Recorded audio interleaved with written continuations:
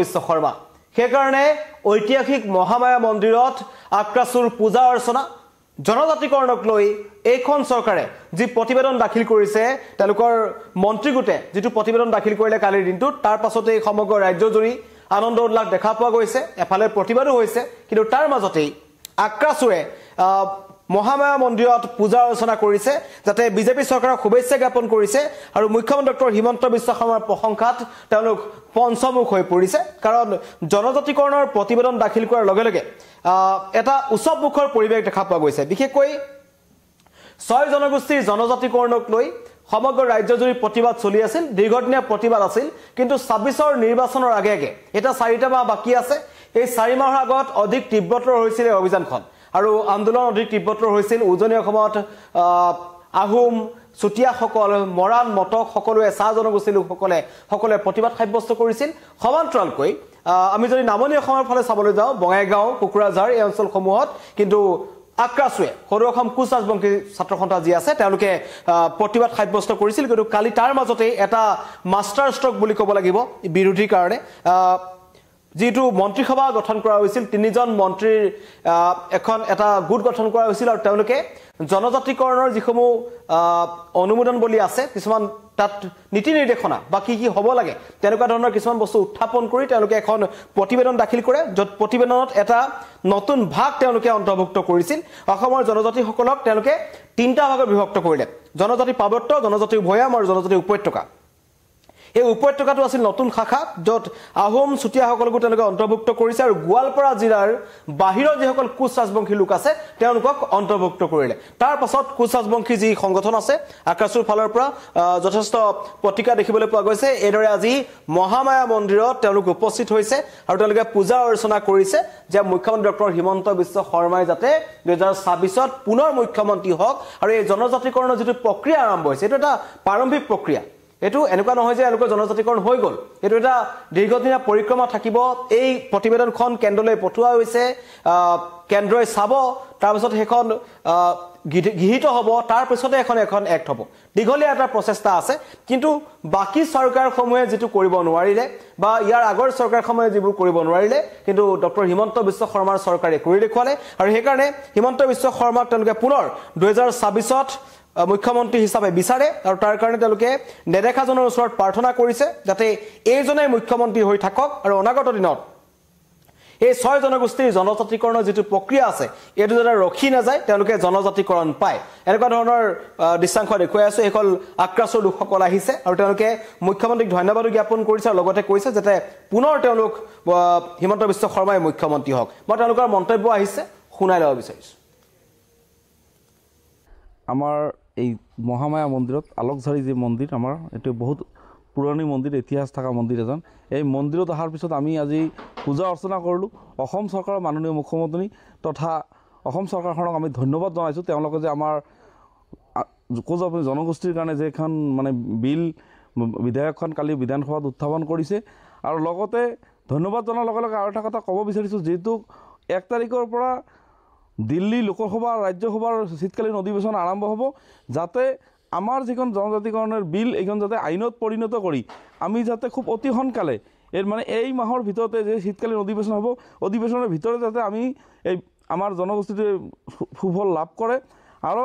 যাতে এইটো ললিপপত কোনো ধৰণৰ যাতে বঞ্চিত নহও কাৰণ আমি বহুত আশাবাদী আৰু চৰকাৰখনকো আমি ধন্যবাদ জনাইছো অসমৰ মুখ্যমন্ত্ৰীক ধন্যবাদ জনাইছো আৰু ভাৰত চৰকাৰৰ আমাৰ প্ৰধানমন্ত্ৰী ডাঙৰীয়া নৰেন্দ্ৰ মোদী দামোদৰ মোদীক আমি ধন্যবাদ জনাইছো তথা আমাৰ গৃহমন্ত্ৰী আমাৰ অমিত শাহ ডাঙৰীয়াক ধন্যবাদ জনাইছো যদি আমাৰ জনগোষ্ঠীৰ কাৰণে চিন্তা কৰিছে তেওঁসকলে যাতে অতি সোনকালে যেহেতু কালিৰ পৰা বাজেট চলিব যাতে অতি সোনকালে আমাৰ বিলখন আইনত পৰিণত কৰি আমাক যাতে সুফল লাভ কৰিব পাৰো এইখিনি আমি আপোনালোকৰ চেনেলৰ জৰিয়তে চৰকাৰক অনুৰোধ জনাইছো তেওঁলোকৰ স্পষ্ট কথা মুখ্যমন্ত্ৰী ডক্টৰ হিমন্ত বিশ্ব শৰ্মাকে তেওঁলোকে পুনৰ 26ত মুখ্যমন্ত্ৰী হিচাপে বিচাৰে কাৰণ দীৰ্ঘদিন এটা সমস্যা আছিল প্ৰতিবাদ হৈ আছিল 2014 চনতে প্ৰথমবাৰৰ কাৰণে বঙাইগাঁৱত আহি প্ৰধানমন্ত্ৰী নৰেন্দ্ৰ মোদীয়ে এটা প্ৰতিশ্ৰুতি দিছিল যে বিজেপি চৰকাৰ হলে অসমৰ যি 6 জনগোষ্ঠীৰ জনজাতিকৰণ বিচাৰি আছে তেওঁলোকক জনজাতিকৰণৰ মৰ্যাদা প্ৰদান কৰা হ'ব এটা কথাটো হ'ল কি প্ৰতিবেদন দাখিল কৰা হ'ল বিধানসভাত আৰু এই প্ৰতিবেদন কেন্দ্ৰলৈ প্ৰেৰণ কৰা হৈছে আৰু কেন্দ্ৰীয় চৰকাৰে অনুমোদন অতি সোনকালে জনাব কিন্তু কথাটো হৈছে কি হিমন্ত বিশ্ব শৰ্মা যদি নাথাকে তেওঁৰ প্ৰত্যক্ষ নিৰ্দেশত বা তেওঁৰ তত্ত্বাৱধানত এইটো যি জনজাতিকৰণৰ প্ৰাৰম্ভিক প্ৰক্ৰিয়াটো আৰম্ভ হৈছে তাক লৈ কিন্তু সকলো আশাবাদী কেৱল কোচ ৰাজবংশীসকলেই নহয় আজি পুৱাৰ ভাগত আমি দেখিলো অসমীয়া যুৱ মঞ্চ আটাসু চাহ জনগোষ্ঠীৰ লোকসকল আছে চুতীয়া ছাত্ৰ সন্থা আছে সকলোৱে কিন্তু একেমুখে মুখ্যমন্ত্ৰীক ধন্যবাদ জ্ঞাপন কৰিছে আৰু মৰাণ যি মত সন্মিলনী আছে বা মতকসকল আছে উজনি অসমৰ পৰা তেওঁলোকেও মুখ্যমন্ত্ৰীক ধন্যবাদ জ্ঞাপন কৰিছে কাৰণ এইখন চৰকাৰে এটা খোজ আগবাঢ়িছে অন্য চৰকাৰসমূহে কেৱল ললিপপ দিছিল বা প্ৰতিশ্ৰুতি প্ৰদান কৰি আছিল কিন্তু এইখন চৰকাৰে এখন প্ৰতিবেদন দাখিল কৰিছে আৰু সেই প্ৰতিবেদনখনক লৈ যিসকলে প্ৰতিবাদ কৰি আছিল তেওঁলোক সন্তুষ্ট তেওঁলোকে কৈছে যে ঠিক আছে এটা ষ্টেপটো আগবাঢ়িছে এটা খোজ আগবাঢ়িছে পৰৱৰ্তী সময়ত জনজাতিকৰণ হৈ যাব কিন্তু বিৰোধী এটা ডাঙৰ অভিযোগ আহিছে বিৰোধীয়ে কৈছে কংগ্ৰেছ হওক বা অখিল গগৈ হওক তেওঁলোকৰ স্থিতিৰ কথা ক'ব বিচাৰিছো অখিল গগৈয়ে কৈছে যে নহয় এটো নিৰ্বাচনৰ আগে আগে এটা ললিপপ দিয়া হৈছে এটা ডাঙৰ জাপি পিনাই দিয়া হৈছে আৰু পিছত পুনৰ এটো জনজাতিকৰণৰ প্ৰক্ৰিয়াটো গেঠেলা মাৰিব এয়া হৈছে অখিল গগৈৰ প্ৰতিক্ৰিয়া লগতে কংগ্ৰেছেও বিজেপি চৰকাৰৰ সমালোচনা কৰিছে অন্য নালাগে কংগ্ৰেছতো বিজেপিক এই কাৰণে সমালোচনা কৰিছে যে যিসকল চাহ জনগোষ্ঠীৰ যিসকল লোক আছে চাহ শ্ৰমিকসকল আছে তেওঁলোকৰ মাটি পট্টা যি দিয়াৰ বা সৰকাৰীকৰণৰ যি ব্যৱস্থা কৰা হৈছে তাক লৈ গৌৰৱ গগৈ প্ৰশ্ন উত্থাপন কৰিছে যি কংগ্ৰেছে এই গোটেই চাহ জনগোষ্ঠীৰ লোকসকলক ওবিসি মৰ্যাদা প্ৰদান নকৰিলে কালি দিনটো আমি ৩৫টা চাহ জনগোষ্ঠীৰ সম্প্ৰদায়ক তেওঁলোকে ওবিসিৰ মৰ্যাদা প্ৰদান কৰিবলৈ প্ৰতিবেদন দাখিল কৰা হৈছে পৰৱৰ্তী পৰ্যায়ত তেওঁলোক এসটি আৰু এসটি হ'ব না সেইটো বিবেচনাধীন হৈ থাকিব কিন্তু কথাটো হ'ল কি এই দীঘলীয়া যদি ইতিহাসটো চাবলৈ যাওঁ আটাইতকৈ বেছিকৈ শোষণ কৰা চৰকাৰখনেই হ'ল কংগ্ৰেছ চৰকাৰ চাহ জনগোষ্ঠীৰ লোকসকলক কৈছো তেওঁলোকক শিক্ষাৰ মৰ্যাদা নিদিলে আজিলৈকে তেওঁলোকৰ অধীনত থকা যিবোৰ চাহ বাগানসমূহ আছিল তাত কোনো ধৰণৰ পৰ্যাপ্ত সা সুবিধা নাপালে কেৱল তেওঁলোকৰ লগত আঠু আৰু কম্বলৰ ৰাজনীতি কৰা হ'ল আৰু এতিয়া যেটা বিজেপি চৰকাৰে তেওঁলোকক মাটিৰ পট্টা দিব বিচাৰিছে বা তেওঁলোকৰ বাগিচাৰ মাটিসমূহ চৰকাৰীকৰণ কৰি 20 বছৰ কাৰণে তেওঁলোকে বিক্ৰী কৰিব নোৱাৰাকৈ তেওঁলোকক দিব বিচাৰিছে তেতিয়া কিন্তু গৌৰৱ গগৈয়ে প্ৰশ্ন উত্থাপন কৰিছে যে 4 মাহৰ আগত কিয় দিব এয়া হৈছে সাংসদ গৌৰৱ গগৈৰ প্ৰতিক্ৰিয়া তাৰ পাছত কিন্তু এতিয়া চাহ জনগোষ্ঠীৰ লোকসকল জাঙুৰ খাই উঠিছে অখিল গগৈৰ বিৰুদ্ধে জাঙুৰ খাই উঠিছে অন্য নালাগে এই যি কোচ ৰাজবংশী লোকসকল আছে যি আজি মুখ্যমন্ত্ৰী ডক্টৰ হিমন্ত বিশ্ব শৰ্মাক পুনৰ মুখ্যমন্ত্ৰী হ'বৰ কাৰণে তেওঁলোকে মহামায়া মন্দিৰত ঐতিহাসিক মহামায়া মন্দিৰত তেওঁলোকে পূজা অৰ্চনা কৰিছে তেওঁলোকে কিন্তু অখিল গগৈক সকিয়নি প্ৰদান কৰিছে তেওঁলোকে কৈছে যে অখিল গগৈয়ে এই কথাত মাত মাতিব নালাগে এই যিখন প্ৰতিবেদন দাখিল কৰা হ'ল এই প্ৰতিবেদনৰ লগত সকলোৰে সন্তুষ্টি আছে কাৰো ইয়াত অসন্তুষ্টি নাই ৰাজনীতি কৰিব নালাগে এনেকুৱা ধৰণৰ মন্তব্য আহিছে কিন্তু তাৰ মাজতেই বিভিন্ন ধৰণৰ প্ৰতিক্ৰিয়া আহিব আজি ট্ৰাইবেল সংঘৰ ফালৰ পৰা এই প্ৰতিবেদনৰ লিপি দাহ কৰা হৈছে আদিত্য খাকলাৰীহতে প্ৰতিবাদ কৰিছে এফচিয়ে প্ৰতিবাদ কৰিছে তেওঁলোকৰ আপত্তি ক'ত সেইটো তেওঁলোকে স্পষ্টকৈ ক'ব পৰা নাই কিন্তু ৰাজনৈতিক ক্ষেত্ৰত হওক শিক্ষাৰ ক্ষেত্ৰত হওক সকলো সংৰক্ষণ দিয়া হৈছিল পূৰ্বৰ জনজাতি যিসকল আছে তেওঁলোকৰ কোনো ধৰণৰ অসুবিধা নোহোৱাকৈ এই নতুনকৈ 6টা জনগোষ্ঠীক জনজাতিকৰণৰ প্ৰক্ৰিয়া দিবলৈ বিচৰা হৈছিল তাৰ কাৰণে প্ৰতিবেদন দাখিল কৰা হৈছিল কিন্তু তাৰ পাছতে জাঙুৰ খাই উঠিছে ট্ৰাইবেল সংঘ আজি তেওঁলোকে পল্টন বজাৰ তেওঁলোকৰ যেটো কাৰ্যালয় আছে তাত তেওঁলোকে প্ৰতিবাদ সাব্যস্ত কৰিছে এফচুৰ ডিপেন বৰে তাত অংশগ্ৰহণ কৰিছে কিন্তু তেওঁলোকে কি বিচাৰিছে এপিনে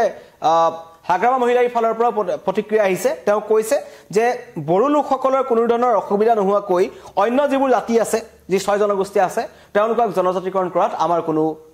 অসুবিধা নাই অসুবিধা থাকিব নালাগে এনেকুৱা ধৰণৰ মন্তব্য কৰিছে কিন্তু তাৰ মাজতেই পুনৰ মুখ্যমন্ত্ৰী হোৱাৰ কাৰণে একাংশই পূজা অৰ্চনা কৰিছে যাতে আগন্তুক দিনত এই মুখ্যমন্ত্ৰীজনৰ নেতৃত্বত বা তেওঁৰ কাৰ্যকালতে যি জনজাতিকৰণৰ প্ৰক্ৰিয়াৰ প্ৰতিবেদনখন দাখিল কৰা হ'ল তেওঁৰ দিনতে যাতে এই জনজাতিকৰণ এই 6টা জনগোষ্ঠীয়ে পায় সেইটো কিন্তু এই জনগোষ্ঠীৰ লোকসকলে বিচাৰিছে আৰু মুখ্যমন্ত্ৰীৰ ফালৰ পৰা প্ৰতিক্ৰিয়া আহিছে মুখ্যমন্ত্ৰীয়ে এটা কথা ক'ব বিচাৰিছে যে এখন প্ৰতিবেদন দাখিল কৰা হ'ল প্ৰতিবেদনখন দাখিল কৰাৰ পাছত তাৰ সমৰ্থনত একাংশ লোক থাকিবই আৰু সমৰ্থন নকৰা একাংশ লোক থাকিব এইটো এটা স্বাভাৱিক প্ৰক্ৰিয়া বুলি মুখ্যমন্ত্ৰীয়ে মন্তব্য কৰিছে আৰু মুখ্যমন্ত্ৰীয়ে কৈছে যে তেওঁ বিচাৰে যাতে এই 6 জনগোষ্ঠীয়ে জনজাতিকৰণ পাওক আৰু সেই কাৰণে আজি কোচ ৰাজবংশীৰ সংগঠন যি আক্ৰাসু আছে তেওঁলোকে ঐতিহাসিক মহামায়া মন্দিৰত উপস্থিত হ'ল পূজা অৰ্চনা কৰিলে তেওঁলোকে বিচাৰিছে 2026ত পুনৰ মুখ্যমন্ত্ৰী আসনত বহক মুখ্যমন্ত্ৰী ডক্টৰ হিমন্ত বিশ্ব শৰ্মা ধন্যবাদ